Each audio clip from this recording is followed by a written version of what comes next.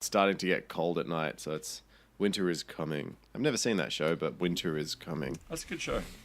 But I hear there's not enough penises in it. There is penises in it.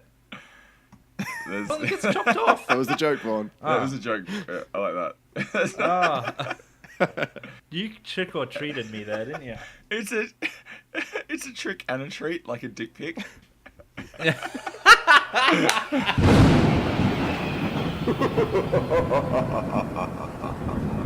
Bazinga boys are here to speak all of their thoughts on the Big Bang Theory.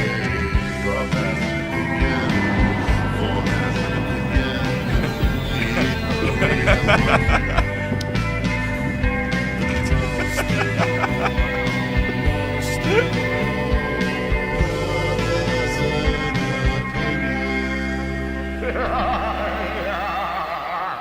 Wow!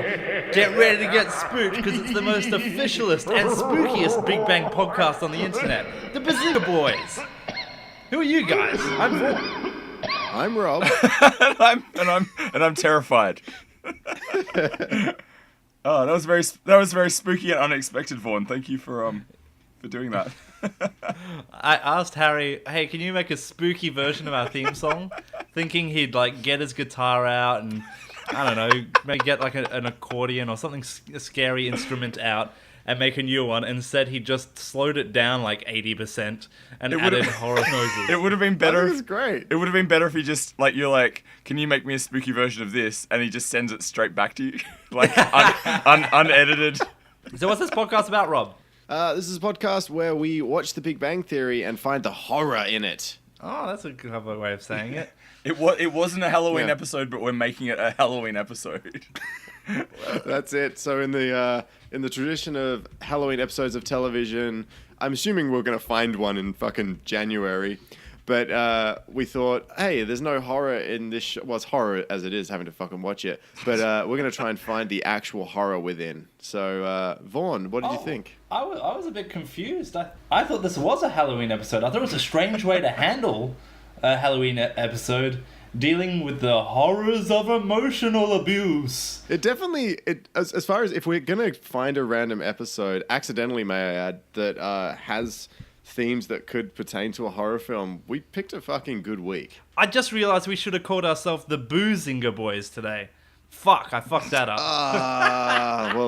Anyway, before we get going, in the whole tradition of horror and punishment, I have a segment. It's Pete, do you want to hear what my segment's called? Yeah, hit us with it, mate. Yeah, it's called Pete's Punishment. Now, I know that you're already suffering from the fucking gig you went to last night and excess amount of drinking. Remember last week, you and Vaughn were both asked to put a picture of Harvey Weinstein on your wall, and yours just mysteriously disappeared, and you promised you would put it back.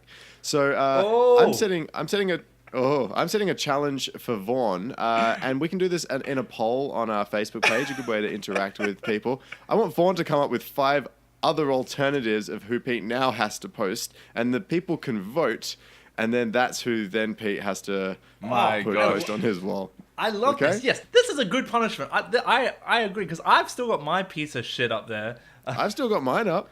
Well, Pete. Yeah, I think this really isn't an episode. It's more of like an intervention.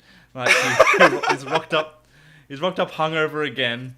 Probably eaten another whole pizza. And we're like, we're going to have to just punish you until you learn your lesson and just join the society again. You guys are such supportive friends. Pete, to get you on the road to recovery, what happened in this episode? Our horror spookiest episode of Bazinga Boys yet. We just watched season 2, episode 6, the Cooper-Nowitzki theorem. Sheldon has a girl that has a crush on him, and she becomes extremely devoted to him and sucks all the life out of him. The end. Oh, good horror use of horror language there, Pete. The listeners' skin's going to be crawling, being frustrated because we ended last week on a cliffhanger. Did you guys watch this episode without the intro? It caught me off guard because they do the cold they do the cold open. So as soon as I just started watching it, forgot about the cliffhanger, and as soon as the theme song started, I like immediately ran out of the room. That's really good. Immediately ran out of the room.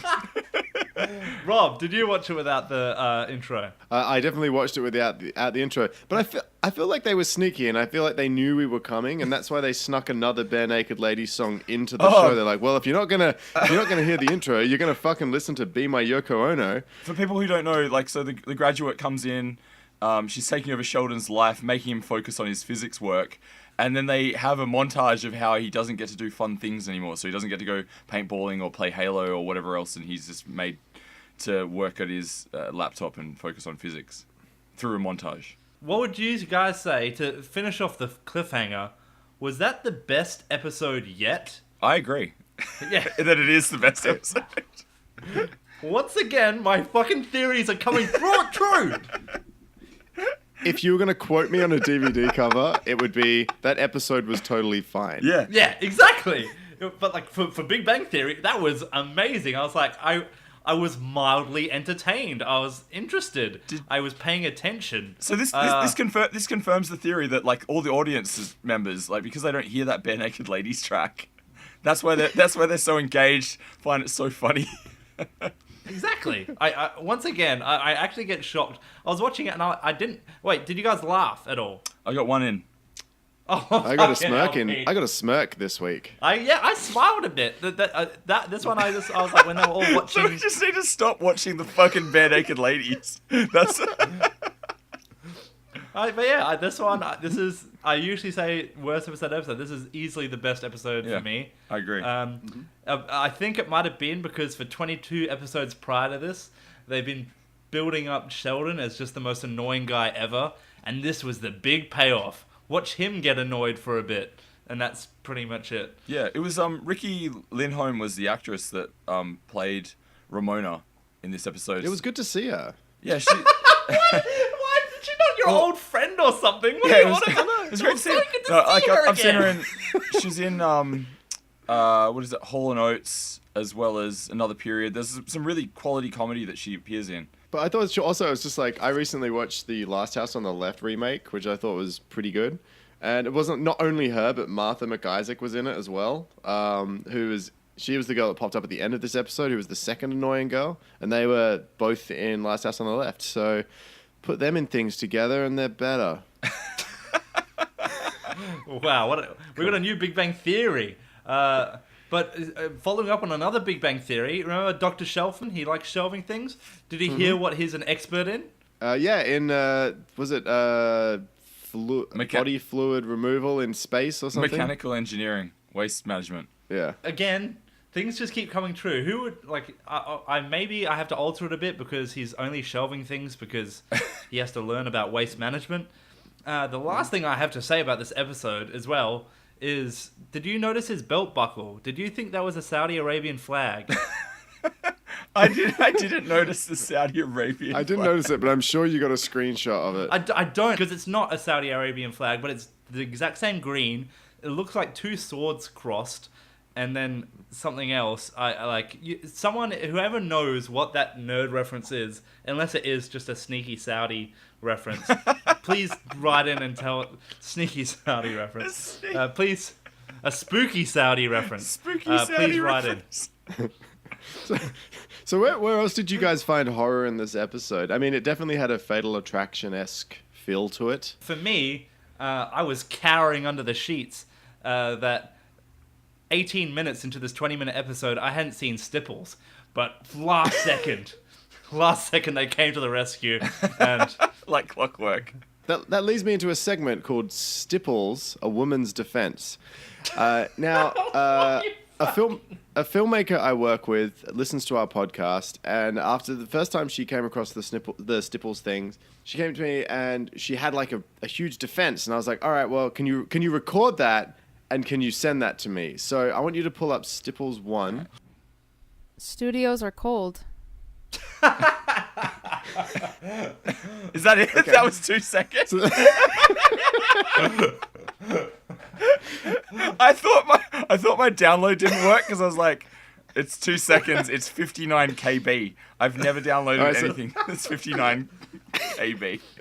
So there's actually a second part to that audio. So she sent me this through this evening. So have a listen. So I feel like the Stipples movement, if you want to call it a movement, which I feel like is weird, but I feel like that was started back in the 90s with Friends, especially with Jennifer Aniston.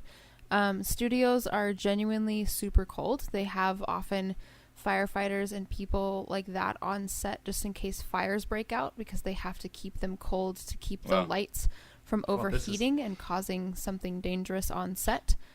Also in the 90s, bras are super thin and you had to sort of like seek out bras with like padding that would She's cover not wearing up your bras, though. nipples. Therefore, stipples happen.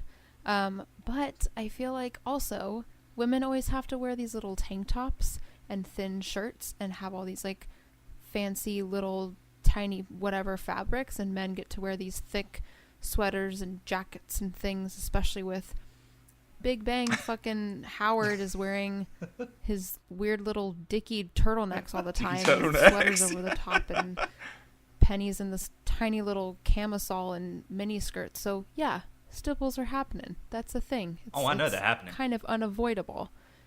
Also, I just realized I recorded all of that without a pop filter, so my P's are a little bit obnoxious, but let's call that, hey, I recorded with no pop filter because I wanted my voice to have stipples. You know? When you pop with your P's with no pop filter, it's sort of a stipples audio.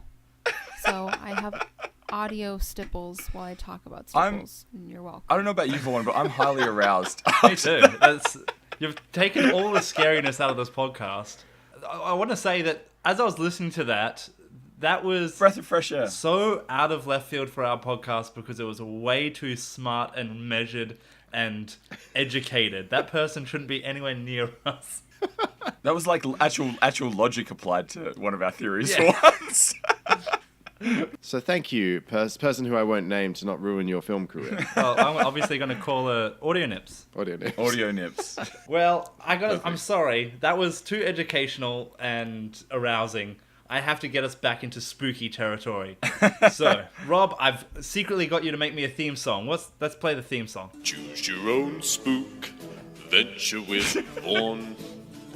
Pick wrong and you'll end up with some porn. Not of the nice kind, of the variety that can put you in jail. Don't get caught with him, it won't go well. While you're on this adventure, he might ask you to get on your knees. You're not looking for candy, no. He wants to be pleased. Because his best friend's Howard Wolowitz, and he's not a great role model. You've seen his head get covered in cum and, well, bobble. Not really, you coward. Oh, well, the phrasing. Based on that, Pete, what do you think this segment's actually I about? don't know. I feel like you guys are. I feel like the SWAT and the CIA is going to kick my fucking door down. And they're like, why do you have all this questionable material on your laptop? And I'm like, well, it wasn't me. It was the Bazinga boys. They're like, yeah. Where are these Bazinga boys? What I've done here is I've created a very own choose your own Spookventure, where you will get to choose which way to go through the Spookventure. There's 12 different endings, 11 where you die. So your aim is to not die. There's only one safe way out of this Spookventure. Yes. You're ready for your Spookventure. Let's do it. I can't wait.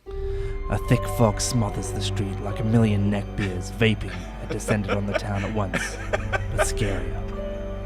The eerie silence as you pass dirty alleyways and closed-up shop fronts make you clutch at the package that you just picked up from the post office. Hard. Harder than Penny's stipple was hard. You look up at the sky and the clouds part as if being pulled apart by Goatsy's hands. As the full moon reveals itself, you hear something coming from an alleyway. As you peer around the corner, you see a man convulsing as bursts of fur pop out of his skin. You've been through puberty before, and you know it takes much longer than this. The lack of acne, the consistency of the fur leads you to believe that these are no pubic hairs. As the creature realizes its final form, bathed in moonlight, it reveals itself to be exactly what you feared. A were-furry. Your eyes dart around for sanctuary, but the lights are on at only two places. The Cheesecake Factory or the old World War II memorabilia store. Have a discussion amongst yourselves. Are you going to run to the World War II memorabilia store So or me, the Cheesecake me and Rob are in this Factory? together. We're both We have together. to decide. Okay. So if we go to so Pete, we need to survive this. I feel like it's a trick. I feel like he wants us to go to the Cheesecake Factory Yeah. because it probably sounds safer. So let's go to the World War II. I'd go to the World War Museum, whatever, because there's probably weapons in there. Okay, that's another good reason. You dash to the memorabilia store faster than the speed that you can fold a shirt with an official Bazinga Boy shirt folder. The creepy crinkles of the were-furry's diaper it's wearing are closing in behind you. You close your eyes as you take your final breath. Bang! The were-furry scampers away as you open your eyes to reveal a man with a gun. "Get in here, kiddo," he says, looking up at the sky while talking for some reason. "My name is Leonard, but you can call me Glasses Man. It's safe in my shop. Get in there while I guard out front." You enter the store and feel at ease. The amount of German artifacts this guy's collected must mean he was a very cultured man. You wander around the store until in a dark corner you see 4 items that draw you closer to them. An antique toy soldier, a dusty old chest, a big red button, and a ninja star in the shape of a swastika. You know the sign says "Do not touch," but a Howard-like voice in your head says, "Who cares about consent?"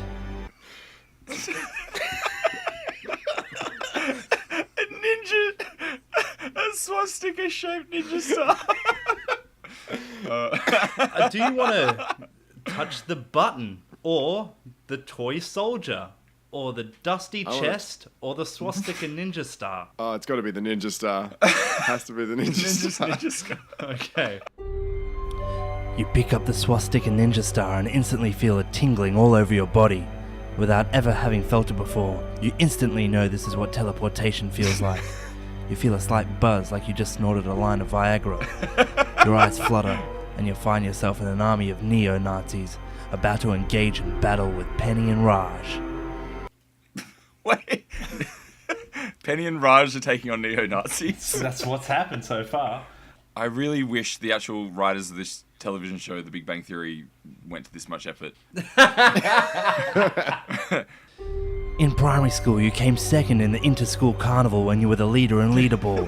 So using all your strength, you throw the swastika ninja star at Penny. However, she uses her golden showers power to force the swastika ninja star back into your head. As you bleed out on the floor, you realize that the ninja star is a really dumb weapon. You think to yourself, well, at least I kept my morals. Oh, wait. You die.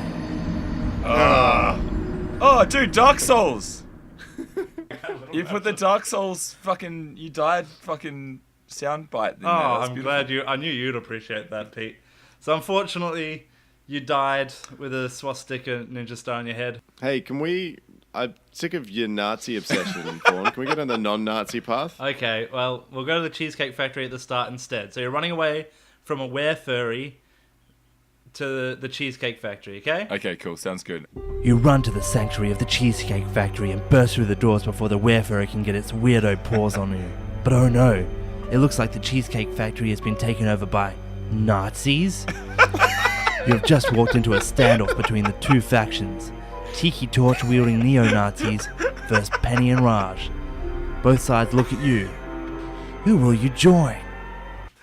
Tiki torch! Wielding. Oh, man. So, who do you want to join? The Nazis. Or Rob, Penny did and you say you Raj? want to join the Nazis? Not in real life, just in this story, because I just don't like Raj. He won't talk to us. Why? Because we identify as women. Okay, fair point. All right, who would you like to join, Pete? Oh, dude. Stipples all the way. I'm defending that shit. Who are you? Johnny Galecki? Of course you're gonna side with Penny and Raj. As you join them, Raj asks if you think this fight is really winnable. As you ponder upon if he's putting on that accent or if you're just racist, and if you're just racist, should you really be on this side, you realize time is running out. You have to make a decision, fight or flight. So we side with them, and then we decide, no, fuck this. It's an option. Rob, I feel like we're gonna have a much better chance of surviving if we just leave all these losers. Yeah, fuck them. Okay, so you're running. Yeah, we're gonna bail. Let's get away from all this Nazi stuff, you think to yourself. Penny tells you her apartment building is just around the block. Raj doesn't say anything because of poor writing. As you arrive at the building, you realize it's not the same as it usually is. It's super spooky and totally haunted. You enter and see there's definitely been a lot of ghosts here. There are spooky cobwebs everywhere, and the lights are flickering. You need to get out of this spooky place and get to an apartment upstairs where it's safe. The elevator is out of order, but there is a spooky elevator shaft that you can go up. Otherwise, there's the spooky staircase. Spooky staircase. You kind of remind me of like those terrible like porn knockoffs of commercial films. Like a parody. He's just adding. He just adds spooky to everything, and it's horror. I just remember there was like 13 ghosts, and the porn version was 13 erotic ghosts. And this just reminds me of that. It's like, oh, that'll do it. It's called good writing, Rob, and it's called setting the scene and making sure it's spooky, because this is the Spookventure. Do you know what's spooky? I watched the Star Wars porn, and Chewbacca's got a white dick, and I was like, that blew me away. I was like, Oh, wow, that is weird. I think of brown. Did you ever see Star Balls, the like animated parody porn of Star Wars? no. No, we're not into anime. Sorry, Rob. We're grown-ups. We're like coming on figures. Yeah. We're not into bullshit cartoon stuff, Rob. So you're taking the stairs. The stairs not only seem safer, but will add to your step count for the day in your step tracker app, so it's an easy choice. However, halfway up you realize your path is blocked by a time machine prop from the 1960 film The Time Machine. The only way to make it to the apartment now is go to the neighboring building and jump from roof to roof. I mean, it's the only sensible thing to do, right? As you make your leap across, you see a spooky ghost in the distance and miss the ledge, falling into the alley below. With a sickening crunch, both your legs break on impact. There's lots of bloody blood everywhere. You look up in the night sky in despair and realize the spooky ghost you saw was actually just a plastic bag in the wind. If only they'd done the plastic bag ban earlier, you think to yourself. Damn you, Coles. As you get your phone to dial an ambulance, you remember to check your step tracker app.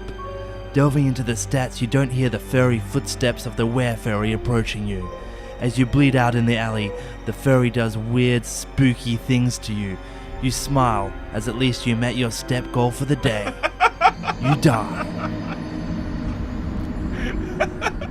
10,000 steps. Victory. You did pretty well on both, to be honest.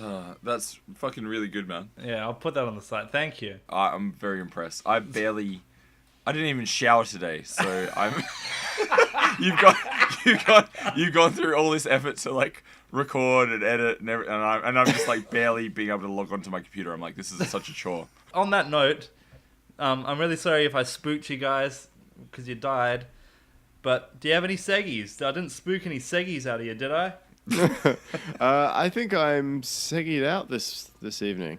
I've got some updates for us. Okay. Some spooky updates. Last week, we set out a challenge to the Big Bang Theory. Who can kill all the members of the other podcast first? So, as you probably figured out, you've done the maths, we're all alive. Guys, have you got any kills on your record yet? Have you killed any of them yet? I haven't killed any of them yet, no, Vaughn. No kills from me this week. Sorry, Vaughn. Yeah, no, 0 for me as well. However, we got our first ever response. Thanks to Subway Guy, we were on top of this. So thank you, Subway Guy. Or Sub Guy. Subway Guy from last episode, you're a champion. Yeah, so he messaged us straight away and he said, hey, Big Bang Theory have mentioned you, finally. And this is what they said. There's a whole theory. I got into an argument with someone who was a terrible person. Just like one of the worst people I've ever met on the entire internet. Was it Hitler? I mean, basically Hitler from Australia. So, does that not sound like the most perfect... Is he referencing you, Vaughn? Yes. Isn't that the most perfect description of me ever? Basically Hitler from Australia. And then I was very disappointed to find out he wasn't talking about us. Ah. So they clarify. It wasn't. It wasn't a group of Australians that send us. No, gifts no, of not someone those Australians. coming on Wallowitz, is it? No, those Australians are fine by comparison. And maybe generally decent. So wait. So we're generally decent because we come on action figures. Yes, I am insulted. I am so insulted. Here we are trying to kill them, and they're calling us decent people. I don't know what kind of mind games they're playing in this death pact, but this is the highest of insults. And, well, if anything, I want to kill them even harder because of this. The death pact will continue. Next week we'll see if any of us are dead. What state are they in, did you say? They're in a state of despair right now because you're coming to fucking murder them. I got a competition update. So you all know our competition, don't you? What's the competition, Rob? We need to get the Big Bang Theory to retweet Bazinga Boys in some way, shape, or form. Well, we had one of our listeners, not Josh, try and enter the competition, and me and my fucking big ego totally ruined it for him. He posted, "I can't wait to see what the Bazinga Boys get up to this week on at the Big Bang Theory," and he tagged the official Big Bang Theory. He was obviously trying to enter the competition. I thought he was legitimately asking us what we're going to get up to, and I said, it's going to be very, very, very spooky. So I kind of dogged him there. Sorry, not Josh. I've still been trying, though. I haven't given up on the ghost. So, I'm giving a for the listeners at home. I'm giving a thumbs up over the video feed to Vaughn. if you don't get a laugh out of Pete, you know it's bad. So I've still been trying though. I thought I had the best idea because Connor came on last week and it got cut, but Connor has a Big Bang Theory t-shirt. He came on 2 weeks ago and I messaged him and I said, "Hey, can you send me a photo of you in that Big Bang Theory shirt?" And then he just sent it to me. He was, "Oh yeah, what's this for, by the way?" Was it nothing else? It was just the t-shirt, no pants. Yeah, no. He sent a photo of him Remember, in Vaughn, it. he's underage. So I'm going to show you what I used the photo for in the chat now, and I'll get Pete. Yeah. You can describe what this is. Okay. This is amazing. So it's a picture of our long-time listener, one-time talker, Connor, at Big Bang Theory. Can you give a shout out to our favorite Bazinga boy, Connor? He loves Big Bang Theory and says he wants to meet Sheldon before his operation. but I think a shout out would be just as good. And We got nothing. you got That's nothing great because- before his operation. Yeah, that's great because you haven't gone down a really dark, sick path with that. Like the operation he could have an operation in 5 years. This could be. He could be a not doctor. lie. You never Yeah. know. The bad news. I've got bad news, and you guys don't even know about this. But we've been scuppered. This is the scariest thing ever. There's a podcast called Full Metal Bazinga, What? who got the official Big Bang Theory to retweet them. And I went and checked them out, and I was like, oh, they must be like a positive thing. No, they're just like us, talking shit on Big Bang Theory, except they're just watching the most current season. So Yeah. since them getting retweeted by the Big Bang Theory, they changed their Twitter name to the official Big Bang Podcast. I was enraged. So I started shit talking them. Was it an accident that they got retweeted? No, they were trying as well. They're doing what we're doing. And Do you think they're listening to us and just No, ripping us they off? aren't. Like, They they're only a aren't. few because they're doing their own thing, their own weird thing. So they changed their name to the official Big Bang Podcast. So I got enraged and I changed ours to the officialist Big Bang Podcast. Take that. But let's get serious here. We can't fight a war on two fronts. My enemy's enemy is my friend. Yes. Basically. Although in their last episode, if you look at their show notes, they have a secret message in their show notes, and I'm sending that to you guys as well. Ah. Because right before they recorded their episodes, I started shit talking them. What does it say there, Rob? We see you, Bazinga boys. We see you. I like these guys immediately. Like I feel Yes. The Big Bang Theory could go fuck off, and Full Metal Bazinga. What's up? Yeah. Okay. So that's exactly what I thought. I was like, these guys are sick. I actually like them. I think they've got a good attitude. They've been interacting with us quite a bit, way more than the Big Bang Theory, who are dead. So we may be the officialist Big Bang podcast, but they're official, and they beat us. Oh, fair play. They got retweeted before us. I'll let them have that one. But who knows who's running the Big Bang Theory Twitter? That could be a robot, for all we know. I suggest we have a competition with them. The first podcast to be officially endorsed by a member of the Big Bang Theory cast, or have a cast member come on as a guest, can be called the official Big Bang Theory podcast. The official. And the losing side... And this can be any cast member, any like extra, Yes. any fucking... Yes. Like anyone that's Anything. ever had any interaction with the show and been on screen. Exactly. How about that for a competition? So the losing side must not only take away official from their Twitter name, they also must make a Twitter post acknowledging this fact, and the loser also has to get haunted by a spooky ghost for the whole of the next year.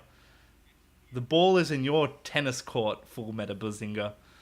Before we get to the end of the episode, I want to touch back on something I feel like we skipped over, and I feel like Vaughn may have skipped over it intentionally. But let's go back to laugh count quickly. Yes. Pete, what did you laugh at? The Morse code scene. Really? Yeah, Morse code got me. To give some context, Sheldon is trying to talk to Glasses Man with Morse code through their walls, and Glasses Man doesn't know Morse code, so Sheldon's like, it's easy, A is, and B is, and then that got me. Oh. How hungover were you when you watched this? I woke up 12 minutes before I put the episode on. because it was 1:30 in the afternoon and we were recording it to local West Australian Standard Time. Mm-hmm. I'm chalking Season 2, Episode 6 as the best episode of the 100%. Big Bang Easy. Theory. That being said, so people understand what kind of curve we're grading on here. But this is like getting like herpes instead of AIDS. Though. Yeah. Like it's kind of Easy it's like, choice. Okay, cool. Well, I guess I can keep living my life. This is a 3 out of 10. The best episode we've watched is a 3 out of 10. Anyway, I've been Pete. I'm a Bazinga boy. Who are you guys? Rob, Bazinga boy. Vaughn, who are you, Vaughn? I'm Spooky Vaughn, the spookiest boy, the bazoo who ever spooked. Bye. Whoa, what a spooky episode. Hey everybody, it's Pete R from the Bazinga Boys. I hope everyone's now rugged up under a blanket with their loved ones and you've all managed to make yourself a hot chocolate to calm the nerves.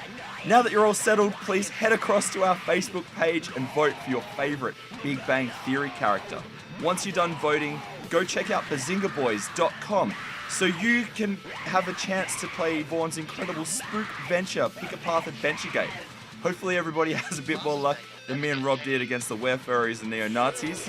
On the site, you'll also be able to check out this song that's playing underneath that Rob created. It's a Screamo song. We decided to cut it. Catch ya!